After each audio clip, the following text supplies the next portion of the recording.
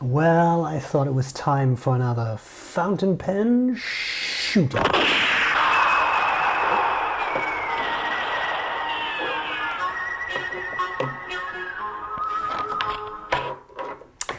And I thought that what we would do today, and I'm going to zoom out so you can actually see the pens, is look at these three pens. And the reason I picked them is that I saw an important commonality in the three of these.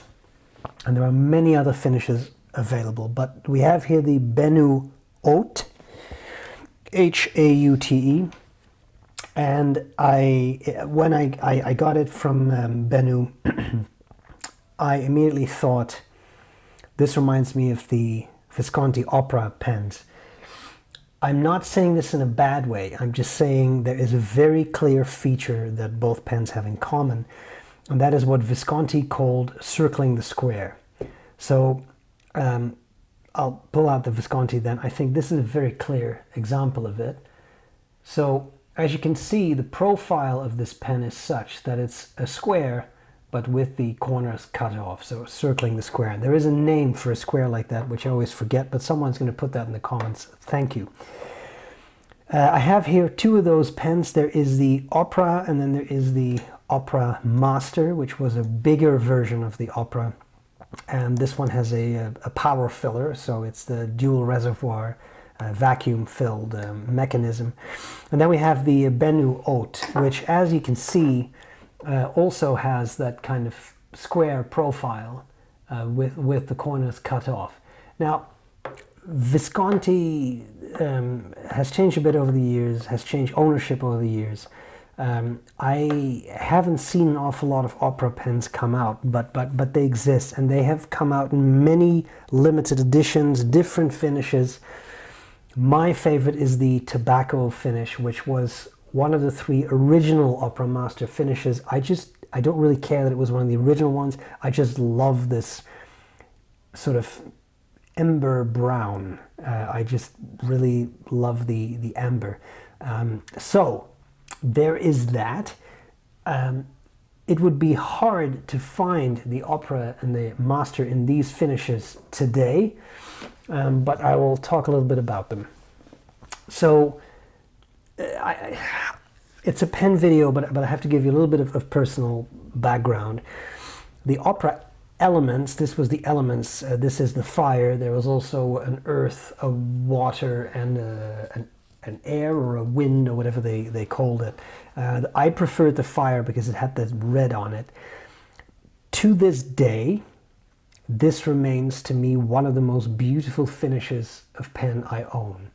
I just think it looks incredibly cool, really neat finish here that looks almost like marble, and I just really love the way they did that. It was also the first solid gold nib pen I ever bought, all the way back in, I think it was 2010, or very early on, 2011, but I think it was 2010. So I've had this pen for 15 years now, and I still absolutely love it. So that would be the regular Opera, a nice size that I think works for a lot of people. You can post it too, and it's a really good pen size, I find. But again, came in many different finishes. The elements, this was one of them, but I think very cool. And then with a nice number 6 nib. I feel that these days a lot of pens this size would have a number 5 nib. They already had a number 6 then, which was kind of cool. Then you have the Opera Master, different cap mechanism. The Elements has a bayonet closure, and this Opera Master just has traditional threads. A bigger pen, much heavier. You really feel the difference. Metal filling mechanism, but also this knob at the end is almost solid metal, so it's very top heavy. Again, I love this finish. To me, the circling the square principle has always worked very well. I really like that straight facets within the rounded off corners. To me, it works really, really well. Also has a number 6 nib. This one has an 18K nib, and the Elements has a 14K nib. That was when they still did gold nibs. That was prior to their palladium nib adventures, which sometimes were very adventurous. But this is a broad, beautiful nib, tuned by Mike Masayama. So I mean, it was unfortunately has stopped his nib meistering services, but was great at that. So a beautiful pen, beautiful writer. I really love it. And then we have this Benu Haute, the newest of the three, very light, because this is actually all resin. So that's quite nice. I forget now if it's resin or acrylic, but a plastic, right? Has some cool features. Does have a spring-loaded clip, which I thought was funny because Visconti always claimed that their spring-loaded clips were indestructible. I don't know if anyone ever put that to the test, but you know, still spring-loaded on the Benu. Also really nice. They come in different finishes. This is the Decadence, but I really liked again that brown here, the translucent brown at the end of the cap and on the section. To me, was a bit reminiscent of that Opera Master, right? It has kind of a similar vibe to it, as the kids would say. So I quite like that. Nice number 6 Schmidt nib, cartridge converter, just like my Opera Elements. Nice system, simple system. I just like it because it's so easy to use and especially easy to clean. Very nice. I should show you these pens uncapped side by side so you can kind of get a size comparison. It's funny that the Benu is really smack dab in the middle of the two size-wise, which I thought was kind of funny. So I will say, before I do a writing sample and waffle away a bit more, there's not the same ink in all three of them. I know people hate that. I'm sorry. I just already had one inked up and I have to clean the other two, and I just put washable blues in them. So I'm sorry. Let's see what we can do here. So we have the Benu Haute with B.R.E brown ink, which I thought was a good match for the brown bits on the finish. I need a sip of tea, guys, sorry. Okay. With a broad steel nib, made by Schmidt, nothing fancy, but it writes really nicely. And this one in particular, I have found really wet writer, which I think is quite nice. Okay, then let's try out the Opera Elements.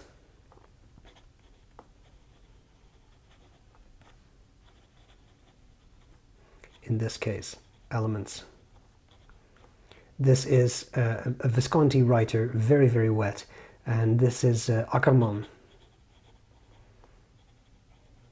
Delft's Blau, Blau, W, okay. Sorry, it's not the same ink. This is such an amazing nib. The 14 karat nib. I have seen some other ones. Visconti 14 karat. This is one of the original ones. It's a bit bouncy. It's wet. It's super smooth. Again, the wetness of this thing is outstanding. It just gushes ink. And gobbles up ink too, like it goes through ink like there's no tomorrow. So there is that, and then there is that, like I said, that bayonet closure. So you put this on and then kind of push down a little bit, and then it snaps into place. And the nice thing about that is that the facets line up. With some of the operas and the Opera Masters, they use the threads, and the facets don't entirely line up. They kind of line up, but not perfectly. I know there is a way you can adjust it with the inner cap. I'm going to be honest, I've never bothered. This one is pretty aligned, and it's really all I want, so who cares? Visconti. This is the Opera Master, a delicious writer. Broad. This is also Ackermann. I'm just going to put in DB for Delft's Blau. It's the same ink as this one. Super saturated. Also quite the wet writer.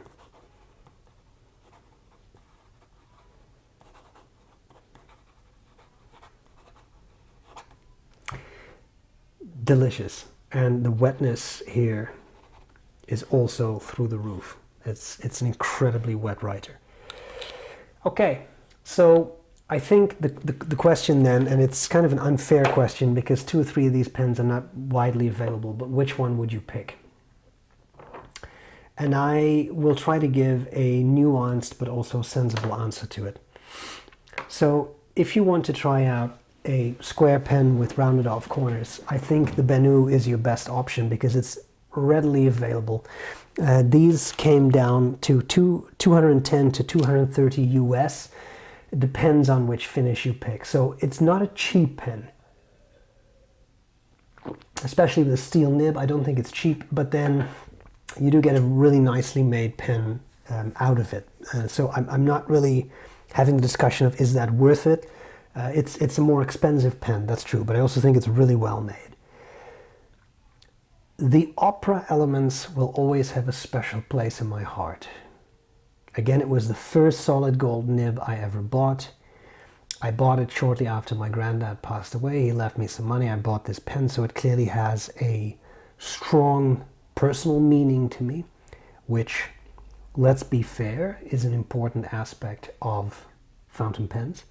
So I feel biased. Having said that, trying to take that out of the equation, I think the finish of the Element series was stunning. There was so what is red on this pen, there was another one that had blue, and you might want to say, oh, that was water. I actually think that may have been, I just forget. There was a blue one, there was a brown one, which was a beautiful, almost honey brown, very nice, and then there was a black one. So it was white. They all had the white, and then they had the red, blue, black, or that brown. All stunning. The red stood out to me. And for this one, I want to say I paid 252 euros. And the reason I remember that after all these years is that I thought that's quite a lot to spend on a pen. But again, I got some money from my granddad after he passed away, and I thought this would be a great way to remember him because he really liked fountain pens. I remember that amount because I thought, am I going to do it? Am I not going to do it? And I did it. I also remember that it was 50% off. So that to me sounded like a good deal. And we know Dutch people do like their deals.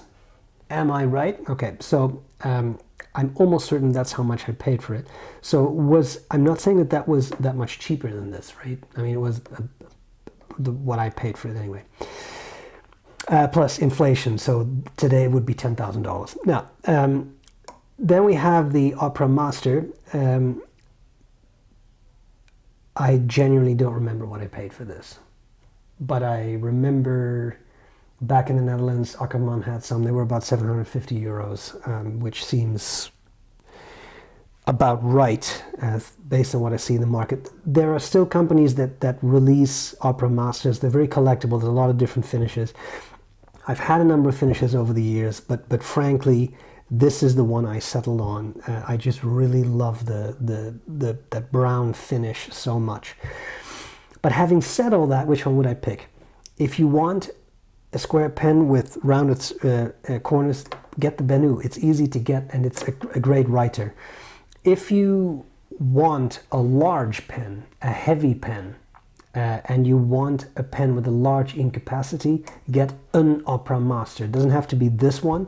Save up, get a Master. They're beautiful pens. They're collectible. They are great writers.